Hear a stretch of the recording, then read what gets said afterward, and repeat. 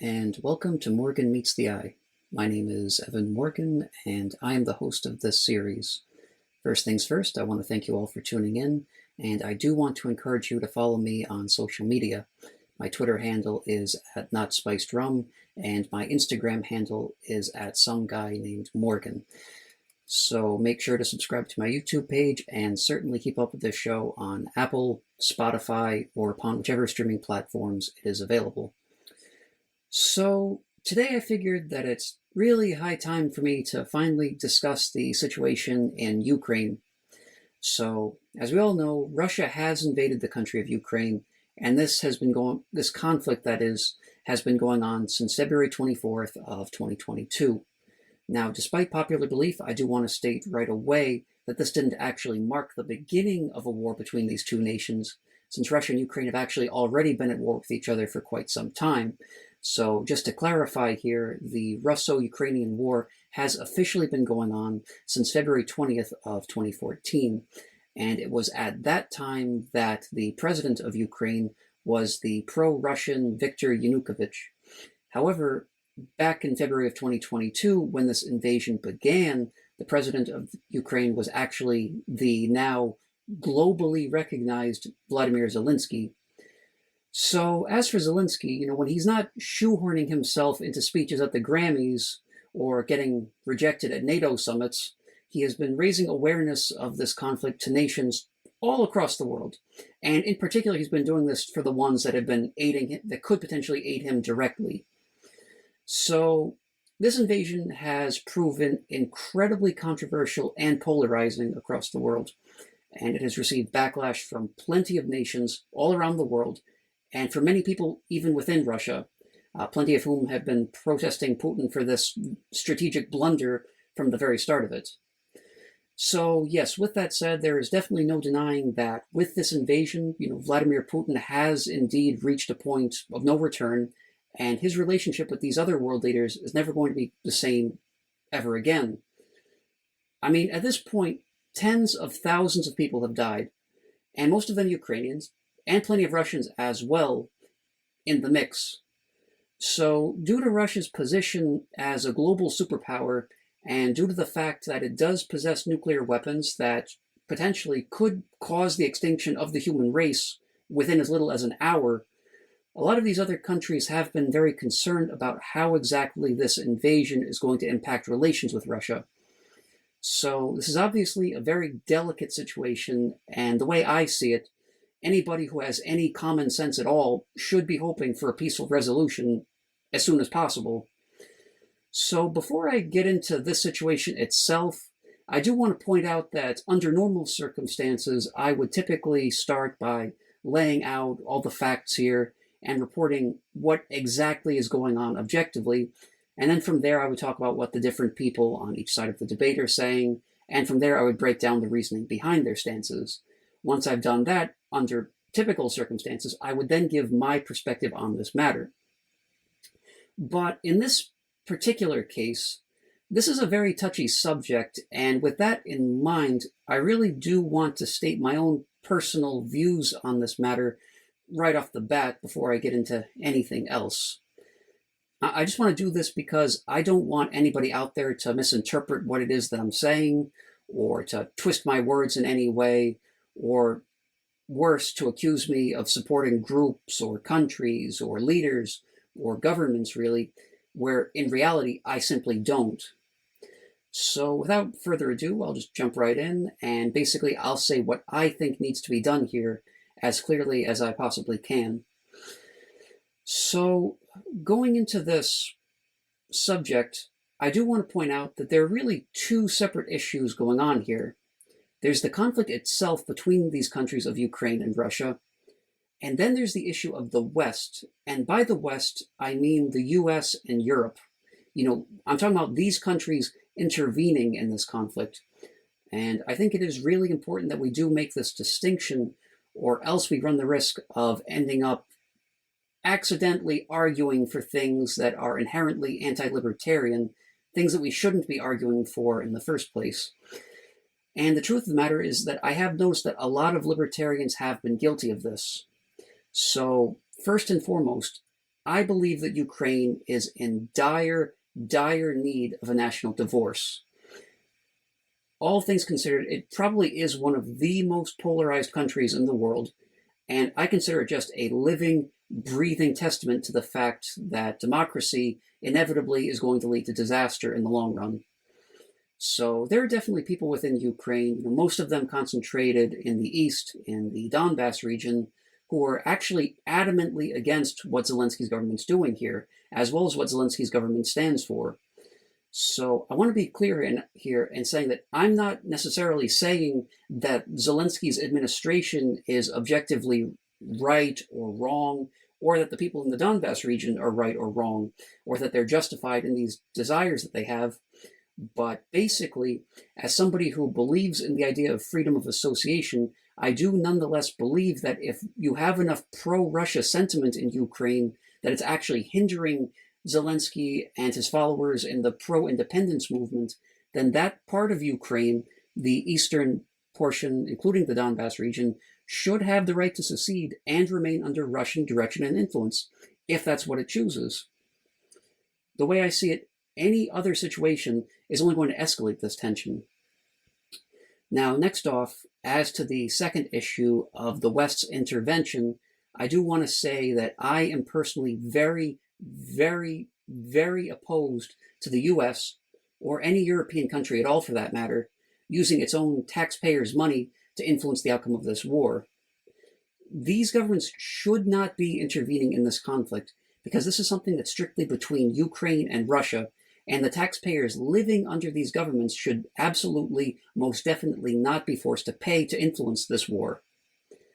I mean, just look at it this way. I mean, we already have plenty of problems here in America that the government has been failing to solve. I don't see them going after these issues. I mean, I'm opposed to state activity entirely, but I mean, if it has to take action, it should at least start by addressing some of the issues facing Americans that are actually living within this country. But despite not even being in Europe, the US has in fact been the biggest donor to Ukraine in the entire world. What I want to know is who actually agreed to give Ukraine this much aid in the first place. I mean, I know I certainly didn't, and I would say that certainly nobody outside of Washington, D.C. wanted this much tax money to be put towards Ukraine, though there may certainly be some massive corporations out there that are in bed with the government that may have a vested interest in aiding Ukraine. But in any case, though, I do know that I'm kind of ranting at this point.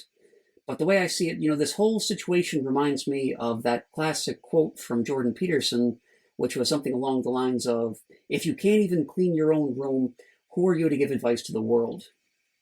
And I would go so far as to say that the same exact principle could also be applied to the government. Because if you can't even manage your own nation, then who are you to try meddling in the affairs of these other countries? So I do want to be clear here, as Mr. Obama would say, let me be clear. My impression of him isn't very good, but I do want to say that I'm not saying that I'm opposed to Ukraine or that I side with Russia here, because I really do deeply sympathize with the people in Ukraine. Not the Ukrainian politicians, that is, but I do sympathize with the everyday Ukrainian citizens. And before you accuse me of being too harsh on these people, it is an established fact here that Ukraine has one of the most corrupt governments in Europe. And I also think that if the US were to stop lionizing and romanticizing Vladimir Zelensky for 5 minutes, they would realize that he's no exception to this rule. But in any case, I plan to address him in a lot more detail a bit later on here. What I'm trying to get across right now, though, the bottom line is that I do oppose military intervention in Ukraine. And for that matter, I oppose any type of faulty logic or faulty rhetoric or any kind of media propaganda that's going to try to brainwash people into thinking otherwise. I mean, it's a terrible mistake to conflate arguing for military non-intervention here with support for the opposing side, in this case being Russia. The problem here is that if you believe that the state should forcibly seize money from its own private citizens, and in doing so, stifle the quality of life within that country, just because you feel pity for what's going on in another country, I mean, then the harsh and brutal truth here is that you are advocating injustice in order to repair injustice. Now, on the other hand, if private citizens wanted to voluntarily donate money to the people of Ukraine because they personally sympathized with that cause, or potentially with Russia's cause, if that was something that they wished, then that's another story. So yes, just to summarize what my stance is here, the Ukrainian private citizens do absolutely have the right to defend themselves against the invading Russian state. But the governments of the US and the European nation and NATO have no right whatsoever to step in and try to benefit from this conflict that doesn't even concern them at all. End of story, period. So with that said, I'll jump right into this. The general overview here is actually pretty straightforward. Russia and Ukraine are at war, if you haven't noticed. The crucial question that a lot of people are forgetting to ask here, however, is why? And probably the most superficial and generic answer that you'll get in a lot of cases is that Vladimir Putin is just out of his mind, or that he's just a really, really not nice guy. Although there may certainly be some truth to this. But the bottom line is that people will say these very overly simplistic and vague things, such as Russia hates freedom, or that it wants to conquer the world, similar to how Germany did back in World War II. But if we go a bit deeper, though, you'll notice that NATO plays a very significant role in this conflict. So let's unpack what's really going on here exactly. So what concerns me is that there's really no attempt to negotiate at all going on here. I mean, the US can tell Ukraine, don't negotiate with terrorists all that it likes, but if we put aside the outrageous hypocrisy there, as somebody who is deeply anti-war, I really see no other way to de-escalate this conflict other than negotiating. But instead, this war has just been prolonged further and further and further. And in doing so, more and more people have been getting killed, and they're having their lives just completely destroyed. So I would just say that out of respect for these victims, it would be appropriate to try to open up some kind of dialogue between these two warring nations.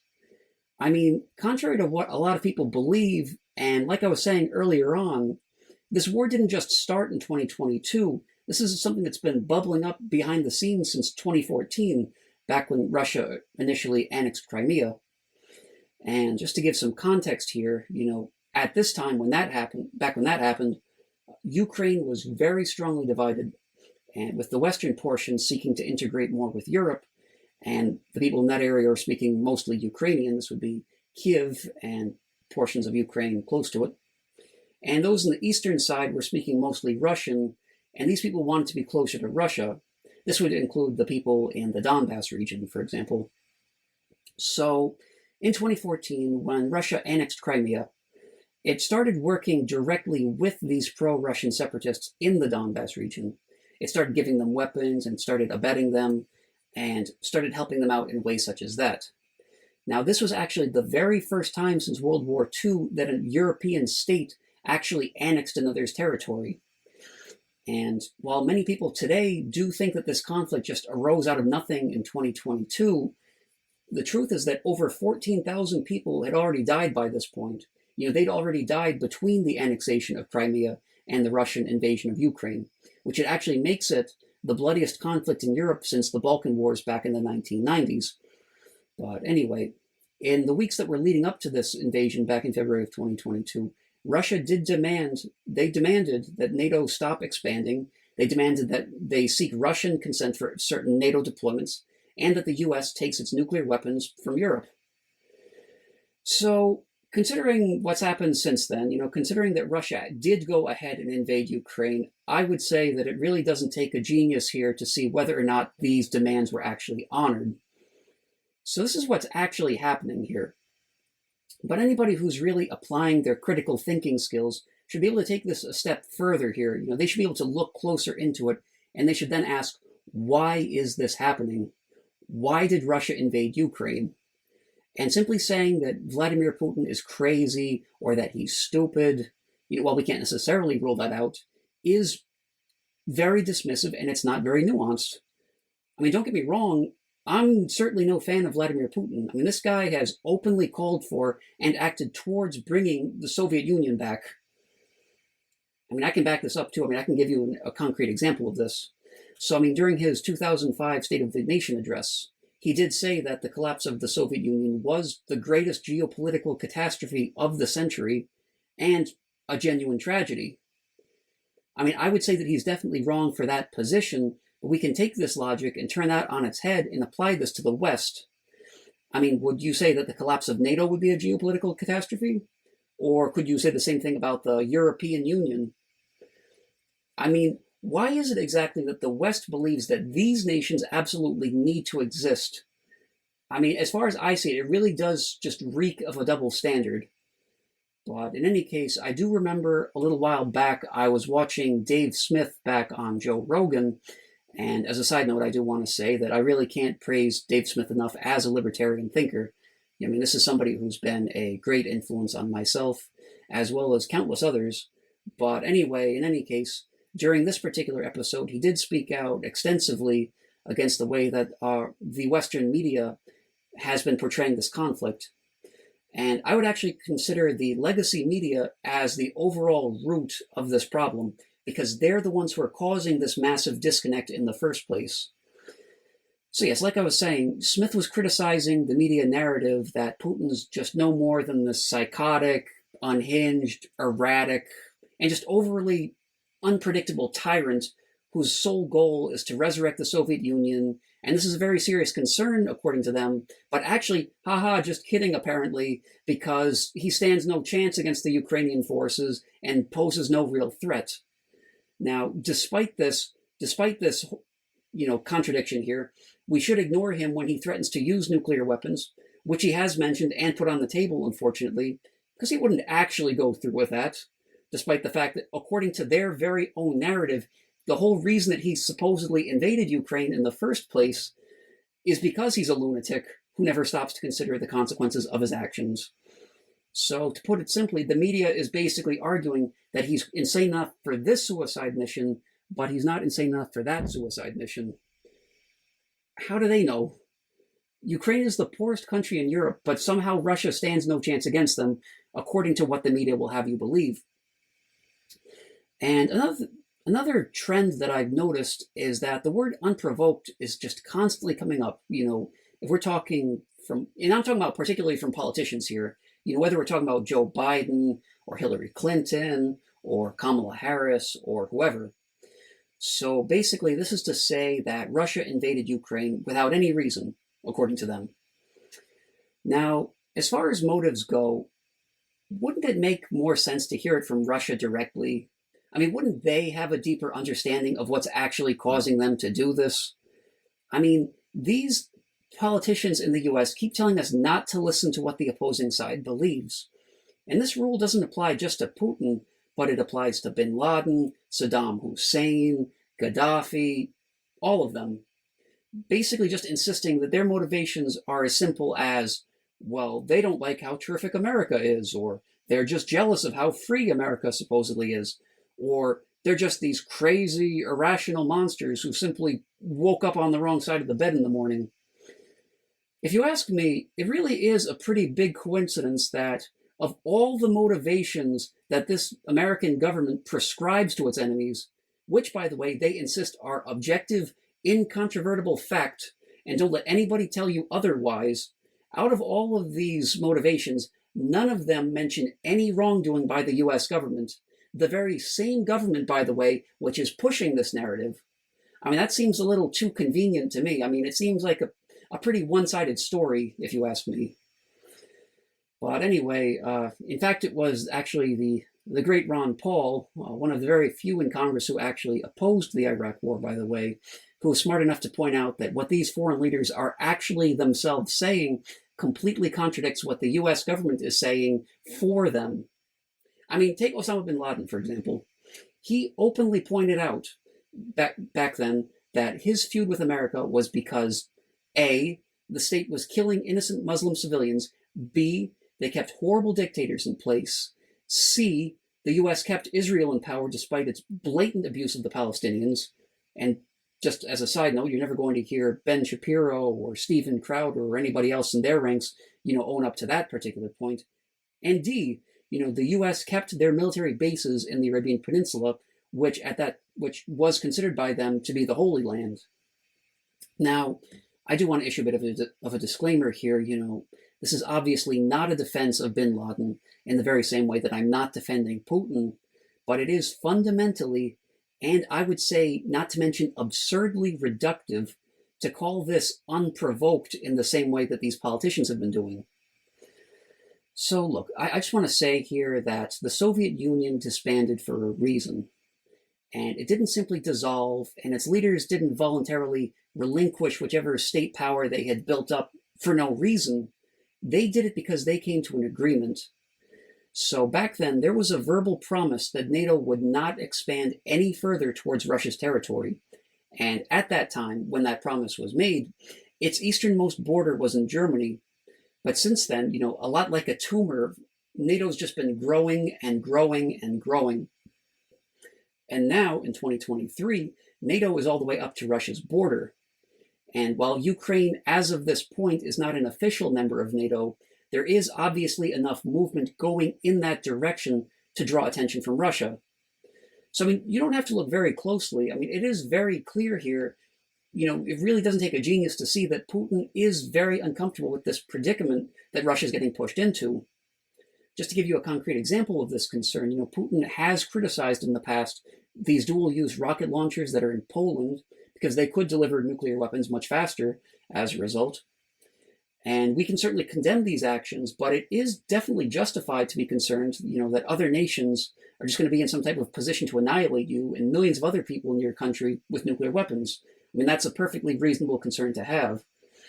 So sure, we can portray Putin as well as this type of wild, rabid dog, but that doesn't mean that he's unprovoked here.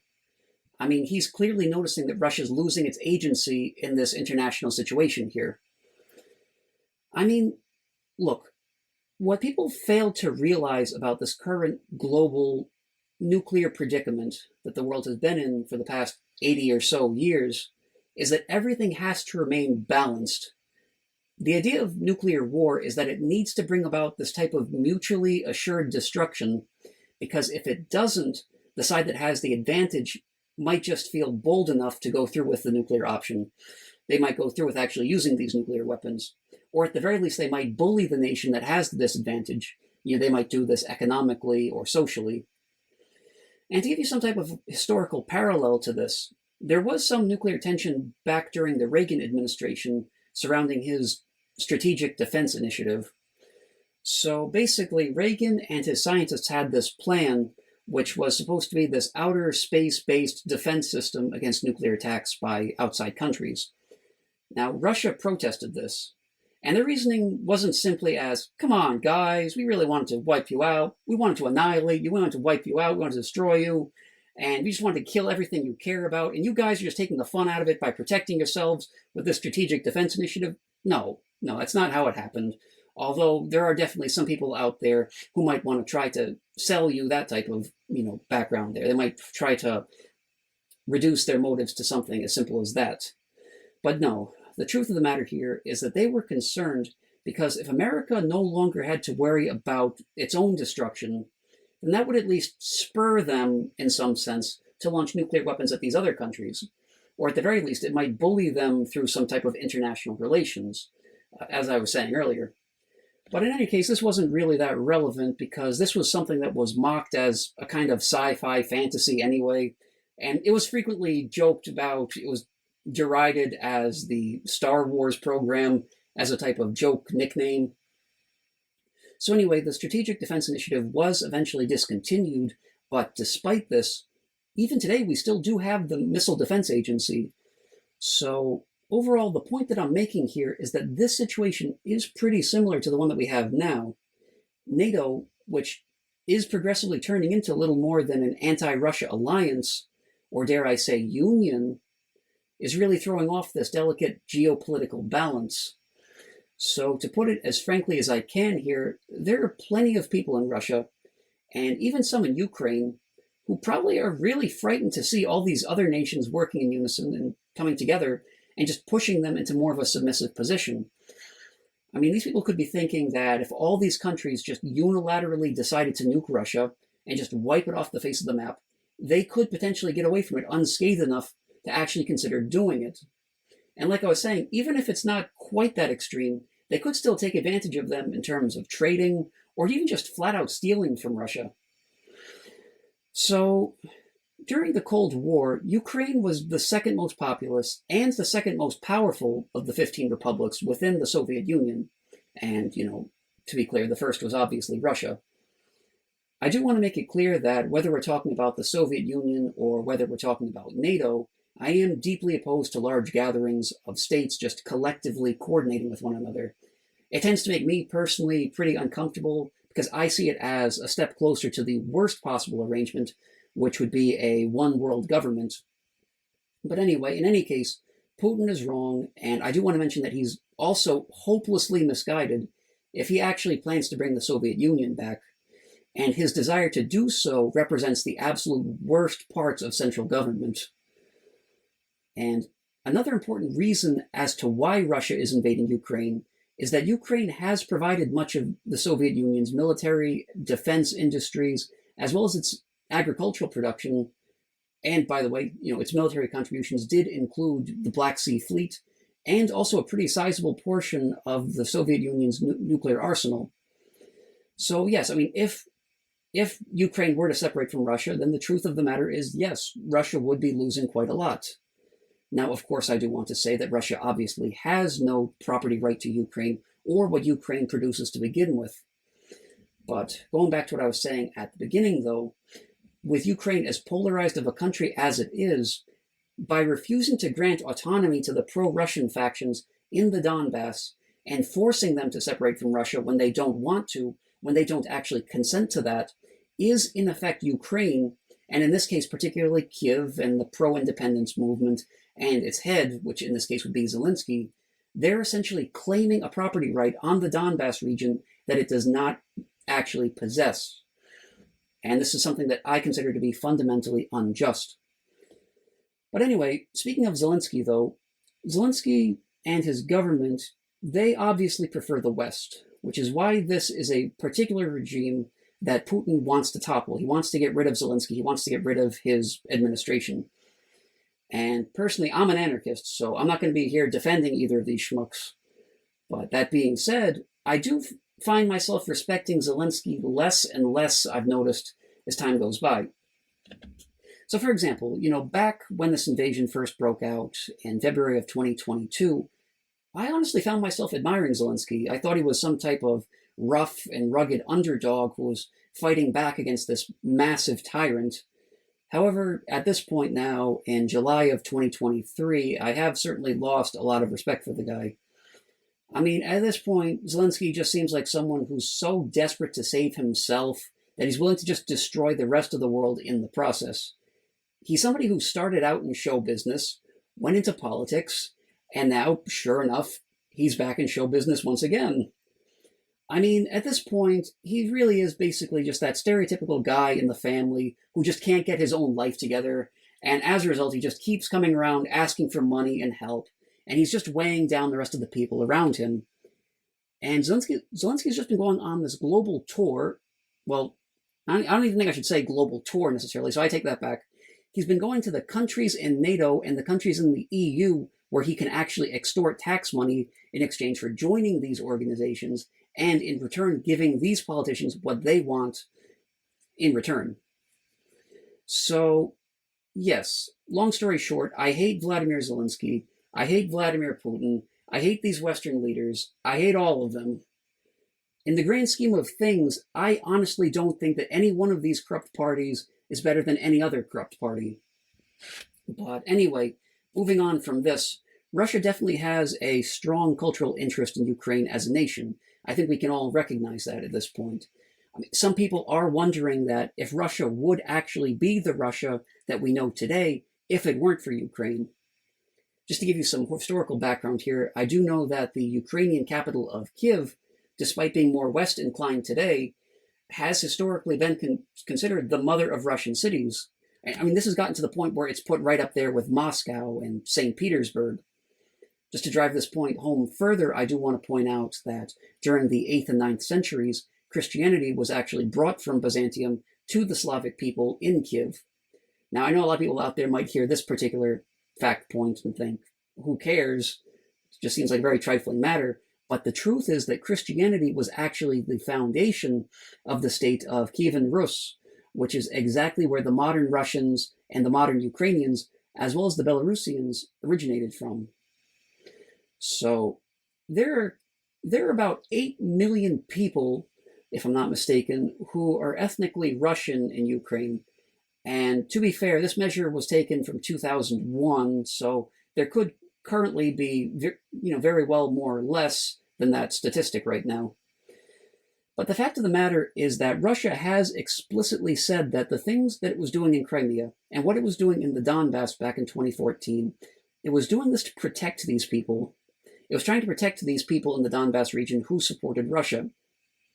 And, of course, to be fair, with that said, with my personal leanings, I do tend to be extremely skeptical when the government gives its motives, and that applies both domestically and abroad. Russia is no exception to this rule. So, and look, I'm not necessarily saying that we should blame the West for this conflict. I'm not saying we should do that entirely in any case, but it is an established fact at this point that is what Russia is doing. I mean, that is to say, Russia is saying that the West is culpable here. And I mean, in 2022, Putin himself openly stated that the conflict with Ukraine was really just a piece of a much larger conflict with Western powers that he outright claims are working to destroy Russia. But these same U.S. leaders will tell us to basically ignore that and to dismiss these claims that Putin himself is making, despite how legitimate they may be. So, as for Crimea, that was actually given to Ukraine from Russia back in the 1950s as a way of strengthening the ties between these two nations. And, that's all well and good, but since the Soviet Union did fall some decades later, there have been plenty of nationalists, not only in Russia, but in Crimea itself, who want Crimea to actually return to Russia in this event. Now that the Soviet Union is gone, they believe that Crimea should be returned to Russia. Now, just to give you some context here, the original 2014 conflict was actually directly in response to Euromaidan, in which Russia deemed, and we can quibble about how accurate Russia's assessment of this is, but they called it Euromaidan a fascist coup that was led by the West in order to jeopardize the ethnically Russian majority of the Crimeans. Putin did say in 2014, and I'm quoting directly here actually, that our Western partners have crossed a line. So, having said all of this, why exactly did Russia invade Ukraine? The West would tell you that it's unprovoked, and I don't care what your stance on this conflict actually is. I really hate that. It's so dismissive, and not to mention oversimplified. But even more importantly, I would say that this demonstrates an unwillingness on the West's part to actually look at this conflict from both sides and at least hear Putin out. So a lot of these analysts will say that a diplomatic resolution is unlikely, and with the way things are going, I'm unfortunately inclined to agree with them if these sides are unwilling to listen, let alone negotiate with each other on this issue. So yes, several Russian leaders, including Putin himself, have pointed out that NATO, and especially the United States, have continually expanded NATO's sphere of influence into former Soviet territory, and in doing this, they did violate multiple pledges that they did make back in the 1990s. And the people in Russia, they find it very humiliating and very violating. If we look past the surface here, if we look beyond this stupid war in Ukraine, it is very clear that Russia has been getting abused here. I mean, it is clear that NATO has been overstepping its boundaries and just putting Russia in this very awkward and uncomfortable predicament. So, in short, from somebody like Putin's perspective, by disbanding the Soviet Union and giving an inch, the US has in return taken a mile and taken all these territories. They've snatched up all these other territories for their own empire that once belonged to the Soviet Empire. And to be clear, I do want to say, of course, both of these situations are wrong because imperialism is fundamentally anti-libertarian. But anyway, in any case, leading up to NATO's summit back in 2008, I know Putin explicitly told diplomats from the US that taking action to bring Ukraine into NATO, all the way back in 2008 he said this, in his words, would be a hostile act towards Russia.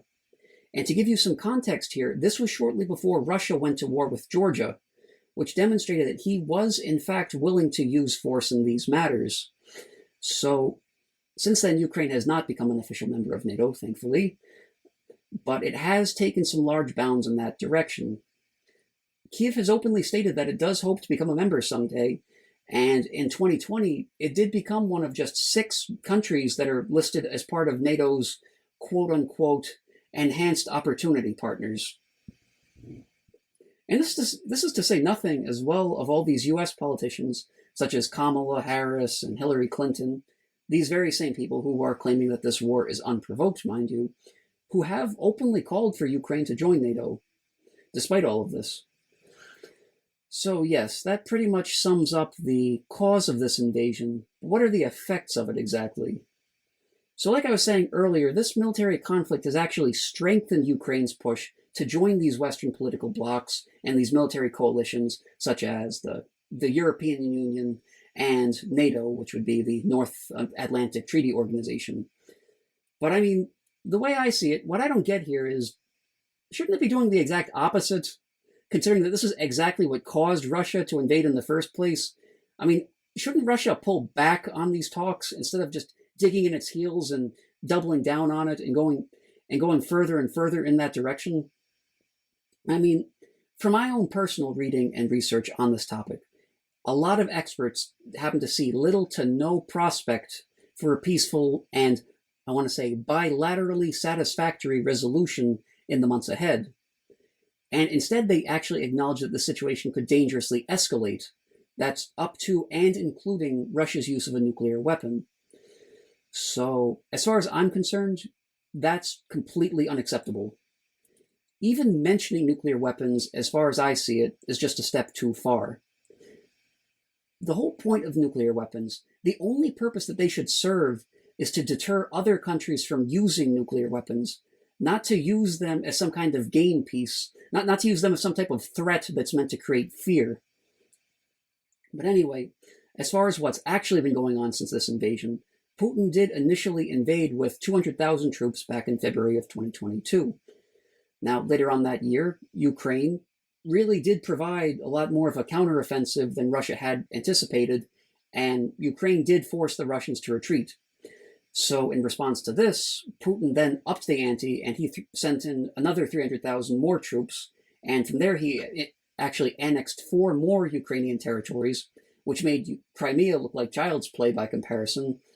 But anyway, now, at this point in 2023, by the 1-year anniversary of this invasion, 100,000 Ukrainians had already been killed or wounded. And despite being the invaders in a foreign country, Russia had even higher losses, possibly double even. Although I do personally take these estimates with a grain of salt, because they do tend to come from Western officials. And I certainly wouldn't put it past them to exaggerate the statistics just to drive home their own narrative that Russia poses no real threat and that Russia doesn't stand a chance against Ukraine. But in any case, by the same point, around 8 million refugees had fled from Ukraine, and the United States alone had already provided over $50 billion in assistance to Ukraine. And just as a side note, I do find it kind of funny that so many socialists in the US will demand that $50 billion be stripped from the nation's wealthiest people just to go to what they believe should be goods such as healthcare or college. But then these same people have nothing to say when the same exact amount of money that could have gone towards these goods instead goes towards some military conflict that doesn't even involve the US in the first place as a direct combatant. I mean, it just seems fundamentally hypocritical as far as I'm concerned. So, in any case, moving on from here, this invasion has brought a lot of negative repercussions on Russia. So, first off, there have been many more international sanctions, and a lot of Russia's banks have actually been banned from SWIFT. And SWIFT, by the way, is the Society for Worldwide Interbank Financial Telecommunication. For those who aren't aware of this, a SWIFT code is very often required when making an international wire transfer. I'm personally working at a bank at the moment, so I do have to deal with this kind of thing frequently, but I digress in any case. So anyway, Russia's central bank has been completely blacklisted, and the West has very harshly restricted Russia's ability to access its own foreign reserves. I mean, ironically, it seems to me that everything that Putin was frustrated about that caused him to invade in the first place has only gotten worse with this invasion. At this point, Russia's obviously in a worse geopolitical position than they were prior to this invasion. And the truth is that it could very well only get worse for Putin from here. And that's especially if any of these attacks on Ukraine inadvertently spill over and, God forbid, peripherally affect some NATO member country at the Ukrainian border, such as Hungary or Romania or any place such as that, in which case NATO would then have to step in. But in addition to this, the Nord Stream pipeline has been deeply jeopardized by this whole military conflict. In February of 2022, in response to this Ukrainian invasion, Germany actually rescinded its approval of the Nord Stream 2 pipeline, which would have benefited Russia greatly in terms of natural gas. But later on, though, in August of that year, Russia actually seemed to retaliate against Europe by indefinitely pausing work on the Nord Stream 1 pipeline, which the European market depended on for at least a third of its natural gas. Of course, though, in light of this invasion, Zelensky certainly wasn't going to let this good crisis go to waste, so he really took it upon himself to use this invasion to suit his own personal goals and motives. I mean, to give you an example here, he has since taken explicit steps for Ukraine to join the EU, as well as NATO, regardless of which portion of his people want this or not. So this is really the situation at hand. And I know earlier on I was discussing my own personal general stance on this issue, but right now I really want to get a bit more in depth on this, about my own view on this issue, as well as the reasoning behind my own position. So, if we're going to be consistent with the non-aggression principle, we have to acknowledge that the Ukrainians have the right to defend their property from invaders, because these are just everyday people in Ukraine who are just really trying to go about their own lives. But instead of this, what they're getting is they're having their homes destroyed. They're having their money and their possessions just stolen from them. They're having their family raped and murdered by Russian soldiers. So yes, these Ukrainians have every moral justification to fight back against these Russians. And you know what? As a result of this, maybe the Ukrainians will win. And maybe the Russians will lose. And you know what? Maybe that's going to make Putin angry, and it might worsen his relationship with the rest of the world. But that's on him. I mean, if he does hypothetically get beaten back by the country that he invaded, then the responsibility naturally does fall on him for invading in the first place. So the truth of the matter here is that all Ukraine actually did was show some type of interest in signing a defensive treaty. And since that in itself is not a threat, we can't blame NATO for this invasion. The idea that Ukraine joining NATO would take too much power away from Russia and make it especially susceptible to nuclear obliteration at the hands of these other NATO countries is a bit exaggerated. I would say that there's not that much truth to it, really. You could potentially say that it's just false, especially considering that Ukraine is actually not the only country bordering Russia that's considering joining NATO. I mean, in fact, if we just to go through a few others, I know there's Norway, there's Estonia, Poland, Lithuania, and Latvia, for example, that all border Russia, and these are already full-blown card-carrying members of NATO. So why is there no Russian outrage about those countries? But anyway, in any case, it is also important to mention that Ukraine is not independent, and it hasn't been independent in quite some time. So, originally Ukraine was under the thumb of the Russian government, and then after the Euromaidan uprising in 2014, it was then under the thumb of this American puppet government. So, basically, spelling that out, I do want to be clear here, and I do want to emphasize that at this moment, Ukraine is not currently independent.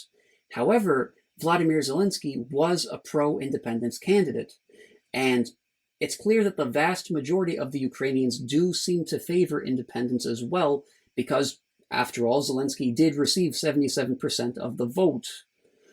So, invading Ukraine is definitely not Russia's first rodeo, considering that they've already invaded Belarus, they've invaded Chechnya, Transnistria, and several other countries just in the past 30 years.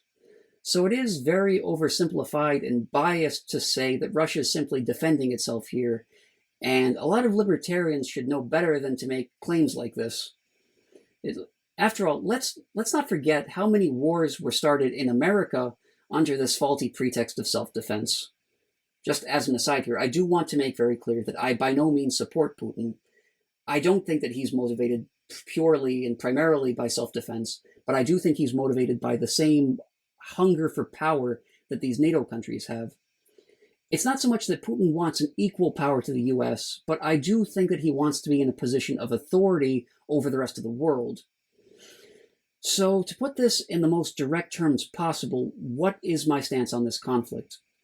Now, naturally, I'm an anarcho-capitalist, so I do have to look at this through the lens of the NAP. And if we look at this invasion of Ukraine, then obviously Russia's the aggressor here. But on the other hand, if we look at the decades-long process of NATO just expanding across these previously Soviet territories, then in that sense, NATO and specifically the US could be seen as aggressors in that case. So they're wrong for doing that, and they should be condemned for how damaging this is in terms of international relations. However, with that said, the US and NATO in this case, they're not aggressors in as direct or as concrete a sense as Russia is by actually invading and going through with killing tens of thousands of people. So for that particular reason, I certainly can't support Russia or Putin, but I can't really support anybody in this situation, whether we're talking about the US or Biden or Europe or NATO, Zelensky, whoever. The only people that I can actually sympathize with here are the citizens in Ukraine who are against this war and who are just trying to go about their lives. And frankly, I know that a lot of them in this case are suffering, and they're suffering very unjustly. I mean, there are people here whose houses and properties are getting destroyed, their loved ones are getting murdered, and yes, Russia is directly responsible for this. The Russians may have some very legitimate grievances with NATO and the West, but no, I don't think that this is an acceptable or necessary way to respond to this. After all, Putin did threaten to use nuclear weapons, and I mean, that is completely unacceptable.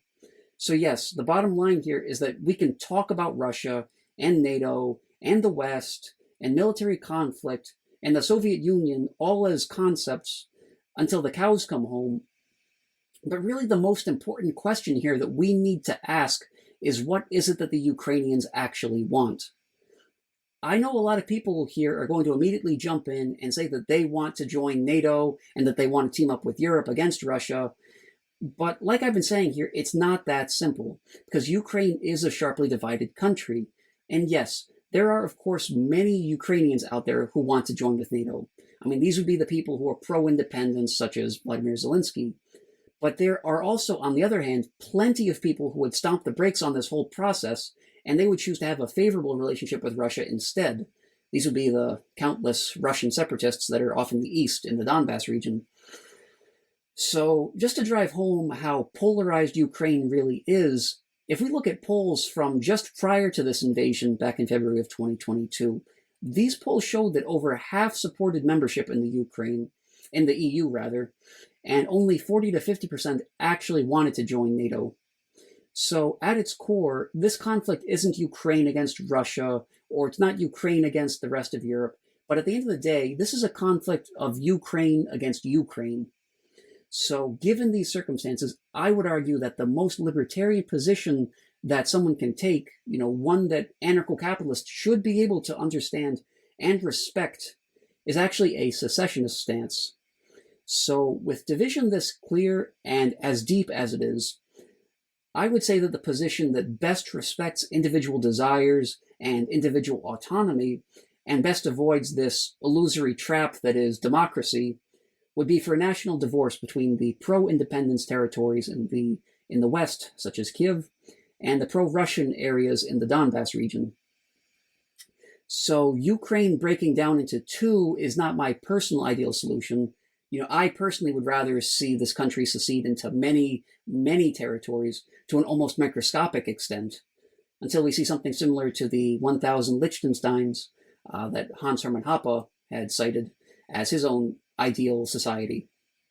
But in any case, I do realize that, unfortunately, we do live in a very collectivist and a very authoritarian world, this is probably not the most realistic outcome to expect here.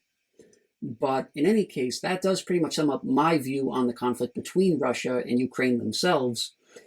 But there's obviously another side to this issue that I do want to delve into, and that would be the third factor at play here, and that would be the military coalitions. Specifically, I'm talking about NATO and the EU. So yes, as a jumping off point, it's definitely crucial to ask, what is it exactly that the US, and in addition to these other NATO countries, what is it that they're actually doing behind the scenes, and sometimes barely behind the scenes at all, in this war? So I wish I could say that these governments weren't taking any action at all, or to say that they're not enacting any policies at all. I mean, this is to say, I wish that these governments would recognize that this conflict doesn't concern them and to simply stay out of it. So the US should spend exactly $0 in regards to this war, as far as I'm concerned. The government's budget, as well as the government's policies, should not be influenced by this war in any way, shape, or form. This war is not a threat to the United States in the same way that a murder that happens 3 states over from my house does not put my life in jeopardy. And any argument that such a situation would, that it potentially does, is going to fundamentally be built on conjecture. It's going to be built on assumptions that are ultimately impossible to prove. And in addition to this, the greater the West's presence in this conflict, the more action that the West actually takes here, whether it does this directly or indirectly, the more it's going to worsen this initial tension that caused this whole invasion in the first place. I mean, when I consider how the US has been responding to this conflict since February of 2022, I mean, if you ask me, I personally think it's time that Trey Parker and Matt Stone just go ahead and they should just make a sequel to Team America World Police, because there's just so much material that's ripe for parody here. But in any case, all jokes aside, the US, along with the rest of these NATO countries, has issued sanction after sanction after sanction against Russia. But also, at that same time, since these sanctions in themselves just apparently aren't cutting the mustard, these countries have also donated hundreds of billions of dollars in military equipment towards Ukraine. And of course, with this said, only a fraction of this equipment actually gets to the Ukraine's military and soldiers, because after all, Ukraine is one of the most corrupt countries in Europe. And I'm not just saying that. I mean, there have been plenty of reports of criminal gangs that are seeking to intercept these foreign arms shipments to sell on the black market. And to take that even a step further, I know that there are some sources that are even saying that the Russians are stealing these weapons that have been funded by the West's taxpayers, and they're sending these same weapons to Iran. But please, please, please, by all means, tell me how crucial centralized government is. Tell me how badly off our society would be without taxation. Just go ahead. Tell me how the anarcho-capitalists here are the naive ones, because we want to put this failing enterprise that we call the government out of business. So please tell me that. Please, please. I really want to hear that. But anyway, putting my feelings of resentment aside for the moment, after this conflict began, Joe Biden naturally did call together the Ukraine Defense Contact Group, which currently, as of this point, consists of over 50 countries. And these countries come together in order to determine, essentially, how much taxpayer money should be directed towards bolstering these same countries' leaders' relations with Ukraine and with each other. And in addition to this, they are also currently working to establish a kind of NATO-Ukraine Defense Council, which would include the nation of Ukraine itself in the organization. As for that, that particularly seems to me like an attempt to very gradually and very quietly, and not to mention very sneakily, instate Ukraine as a NATO member country. Now, I have noticed that despite how much NATO wants to appear as though they're working to end this conflict, the facts do point to this organization of NATO being the exact same force that's prolonging it in the first place.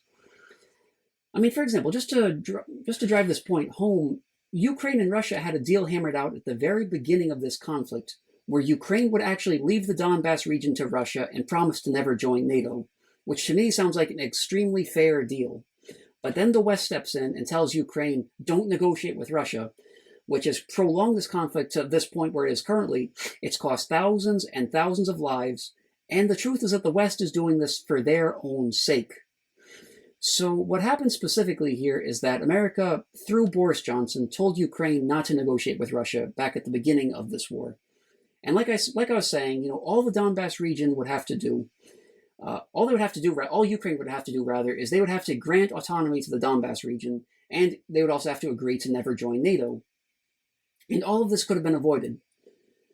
I mean, the way I see it is Ukraine joining NATO and holding the Donbass region hostage against its will, is it really worth all this bloodshed and this nuclear tension and all this horror that's really been going on globally since this invasion began?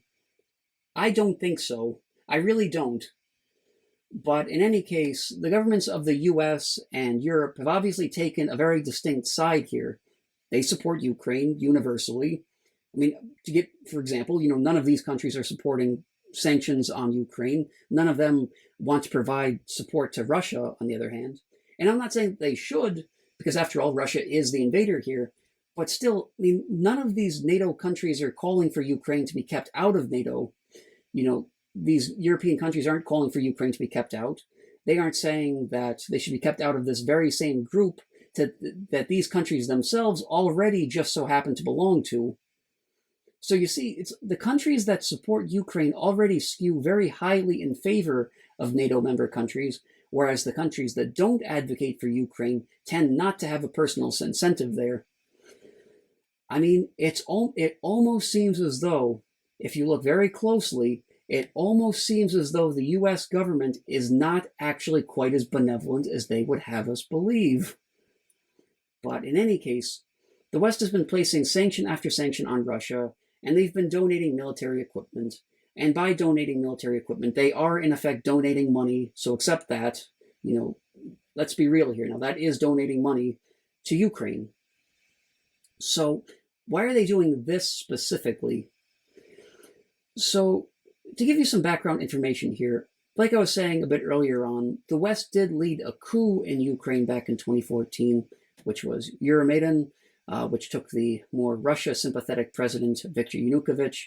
They took him out of power and replaced him with leaders who were more sympathetic to the West and those who were more open to joining the EU. So prior to that point, the government had been a lot more pro-Russia, and since this Euromaidan uprising, the government has been a lot more pro-America. And it's no coincidence that America did this right around the same exact time that Russia annexed Crimea. And also, just to be clear here, I do want to mention, just to avoid any confusion here, I want to make it very clear that Russia annexed Crimea after Euromaidan as a reaction to the West's involvement in this coup. That's what caused Russia to annex Crimea in the first place. Now, if we go back to Dave Smith's appearance on Joe Rogan, there was a point that he made there that I thought was really important. He gave a kind of counterexample to the media's narrative, which was portraying this invasion as unprovoked. He was asking, what if Russia overthrew Montreal's pro-America government and forced a pro-Russia one in its place? I think we could safely say under those circumstances that Russia would be overstepping its bounds there. And dare I say, we could call that a provocation. You might be able to say that was provoked, that any reaction to that type of changing of the Montreal government would be provoked. And you might even say it's actually an aggression in that case. But anyway, as I was saying, why is it that the US has such a vested self-interest in this conflict? Well, there's a lot of information on this topic that the mainstream media is not going to mention to you. They're not willing to talk about it. Just to give you an example of this, we can really connect the dots here. Donald Trump was impeached over an issue that was related to Ukraine, and Hunter Biden was receiving millions of dollars in kickbacks from the Ukrainian company Burisma. Now, Burisma had corrupt ties with the Ukrainian government prior to America's 2014 coup. This, by the way, is what we call corporatism. So after this coup took place, Burisma then had to build a bond with this new pro-America puppet government. So instead of bribing these Ukrainian officials, they actually went directly to Hunter Biden, who in 2014 was the son of the country's vice president. Now, why Hunter Biden of all people? So at that time in 2014, Joe Biden was in charge of the Ukraine policy. So you can see that this is blatant corruption on the US's part. So when Donald Trump then took office some years later, he pushed back against this. He wanted both Joe Biden and his son's dealings in Ukraine to be investigated. Now, where Trump got into trouble was the way in which he did this. He essentially told Ukraine that he would not give them any weapons unless they investigated Hunter and Joe. Although Trump was impeached for this, he still gave in and he still gave the weapons to Ukraine anyway. And this is a very serious problem because that's naturally going to exacerbate the tensions between Russia with both the US and with Ukraine itself. And now Joe Biden himself is president. So now these corrupt officials in the Ukrainian government and with Burisma have the American government exactly where they want it. And I should also mention that ever since this 2014 coup, there has been a great deal of tension between this mostly Russian Donbass region in eastern Ukraine and the Kiev portion in the west. So to be clear, there was tension prior to this coup, but it has definitely gotten a lot worse since then. For example, in 2015, the people of the Donbass did hold a referendum, and the overwhelming majority of them concluded that they wanted to be part of Russia, not the pro-America Ukraine. Putin didn't take these people, but now they're basically trapped in a kind of hostage situation as a result. So, at the end of the day, Russia trying to use Ukraine for its own gain is wrong, but we can take the same logic and apply that to the West trying to bring Ukraine over to their side.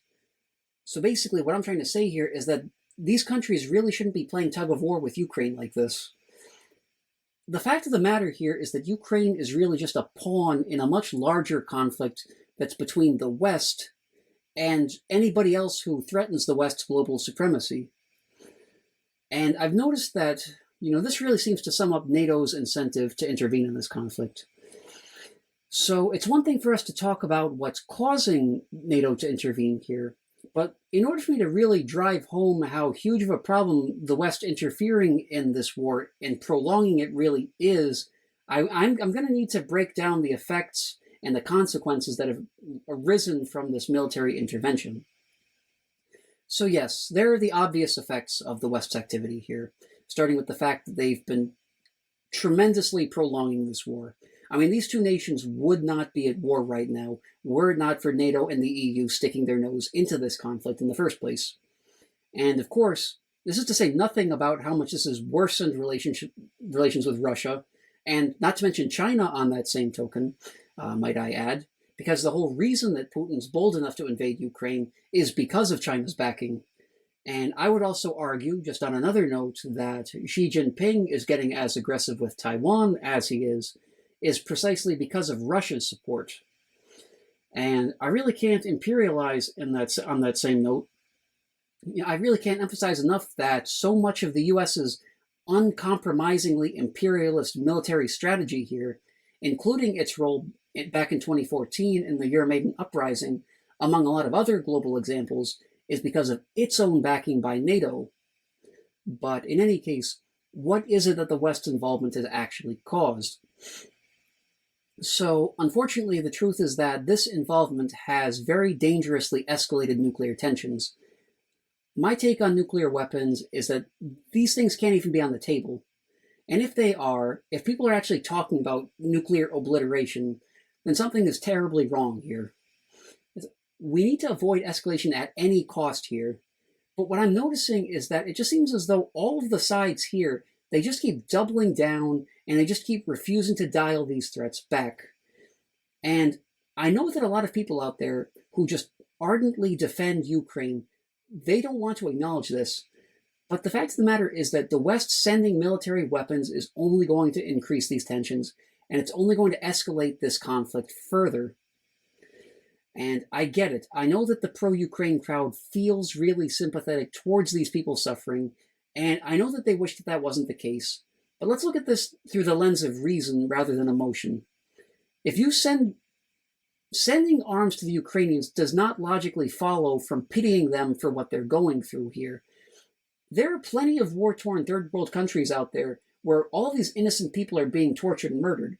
And I don't see these same people concluding that, for example, the US should intervene in the Congo to stop the murder and the rapes by the rebel group M23. And I don't see them calling to save Mozambique from the people in Al-Shabaab either. In fact, in this latter case, that's particularly striking, since Al-Shabaab is actually linked with ISIS.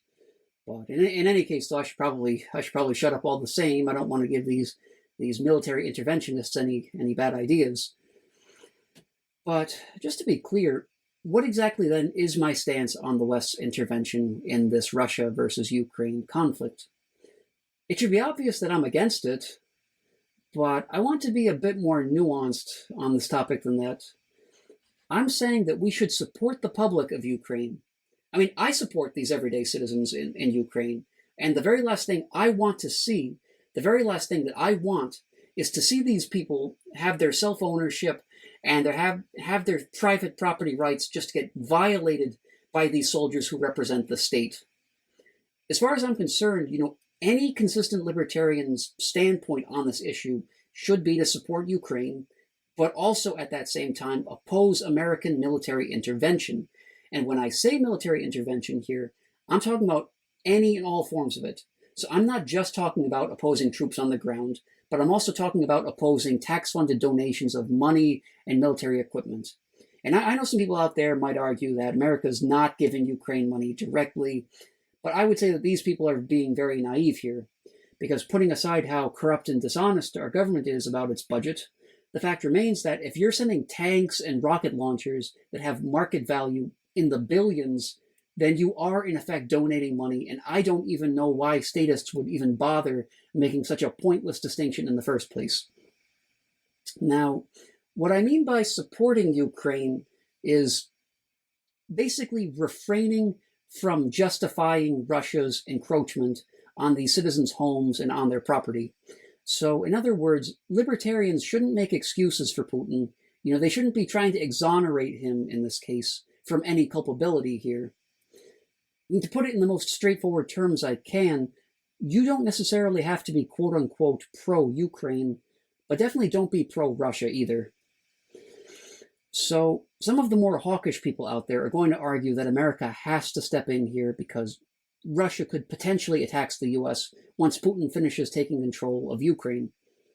And this is not so much an argument from ideals, but rather it's more of a consequentialist argument. And it's not a very good argument at that either. So as for the US, there is little to no direct threat to our country at this point. So America should stay completely out of this. And I know that these same people might argue, well, shouldn't America step in and stop this problem before it becomes America's problem?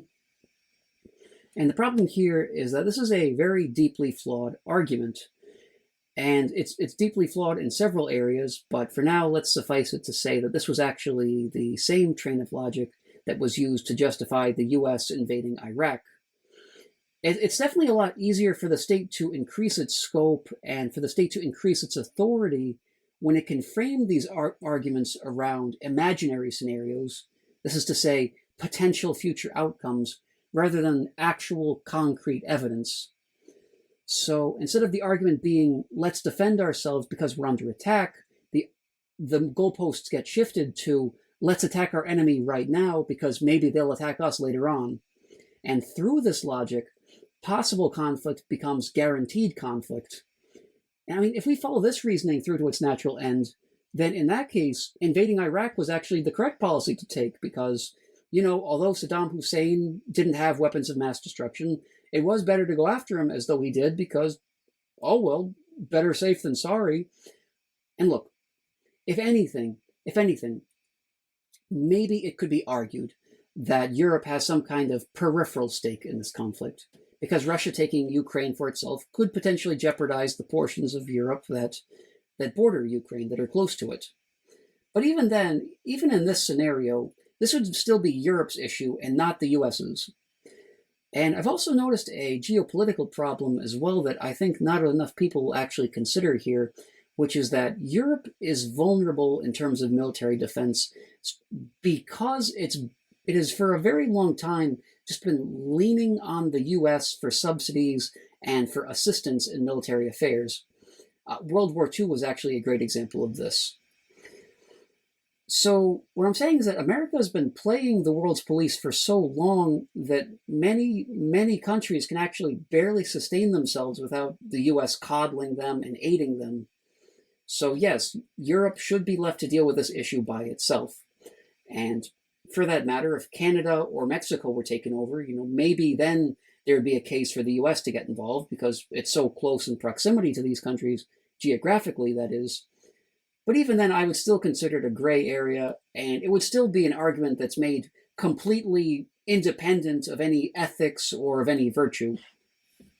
But look, I do understand where a lot of these libertarians that are inadvertently arguing in favor of Putin and his tyranny are coming from. I mean, I get it. I do know that it's natural to be reluctant to speak out in Ukraine's defense because, as we're seeing a lot in this sad society of ours, saying that Russia shouldn't infringe on these Ukrainians' property, saying that they shouldn't march into this country and kill all these innocent civilians, ends up getting conflated with military intervention and subsidization. And the truth is that these things should absolutely not be conflated. They have nothing to do with each other. I mean, if we consistently take property rights into account, the libertarian movement can take Ukraine's side in this conflict, and they can simultaneously condemn the US government's push to get involved with it. So yes, just to wrap this up here, we should vehemently oppose America getting involved in this conflict to any extent, whether that's through troops, which is obvious, and that should go without saying, but also through military equipment or through tax donations. But on that same token, it makes no sense to then turn around and try to justify holding this viewpoint by saying that Russia is justified in invading, because that's really a non sequitur fallacy, actually. For example, what if Russia wasn't justified? What if we didn't believe that Russia was justified? What if we believed that Ukraine really was the victim here, plain and simple? Could we then conclude from that that the libertarian position is for America to get involved? And the answer is, of course not. It wouldn't matter in either scenario. It wouldn't matter either way. We should oppose intervention from America simply because, A, it obviously doesn't concern us, but also, B, if we look a bit deeper at this, if we look at this on a more subtle note, the American government is clearly using this war as an opportunity to deepen its own imperialist roots. The West isn't getting involved here because the politicians are just such noble humanitarians, but because they stand to gain in terms of money and power. And we should also oppose America getting involved in this conflict, because that's obviously going to escalate this conflict further. And the sad truth is that it could potentially cause World War III. So if that happens, nuclear extinction is going to be very much on the table, whether we like it or not. And look, Russia's wrong for invading Ukraine in the very same way that Saudi Arabia is wrong for invading Yemen. But the thing is, libertarians should be willing to recognize that both of these cases are wrong. They shouldn't be making excuses for people like Vladimir Putin, who invade countries like Ukraine and spark these terrible, deadly military conflicts. I mean, they really shouldn't be getting behind these warmongers. But in any case, libertarians should be fundamentally anti-war because that does follow from the non-aggression principle. And in order for, if we're going to follow the NAP in any meaningful way whatsoever, we then should oppose Russia because they are the invader. And regardless of how we try to frame Russia and Ukraine's relationship in the greater geopolitical context here, the fact remains that in this particular situation, the hard truth is that Putin is the invader in a more concrete, direct, and in a more real sense than anybody else involved. So I should preface this by saying that I'm no military expert, and if there are any military experts out there listening who have the ability to directly influence the outcome of this war, then don't take only my advice, although you should take my advice. You should listen to what I'm saying because I have done a good deal of research on this subject. But still, if we look at this through the lens of liberty and through the lens of the non-aggression principle, I do think that the safest route here would be for Ukraine to become independent. And then from there, Ukraine can enjoy all the benefits that brings. And whether that means NATO membership or widespread national secession, whether into 2 pieces or 1,000 Liechtensteins. But either way, Ukraine should also understand that having allegiance with NATO could be construed by Russia.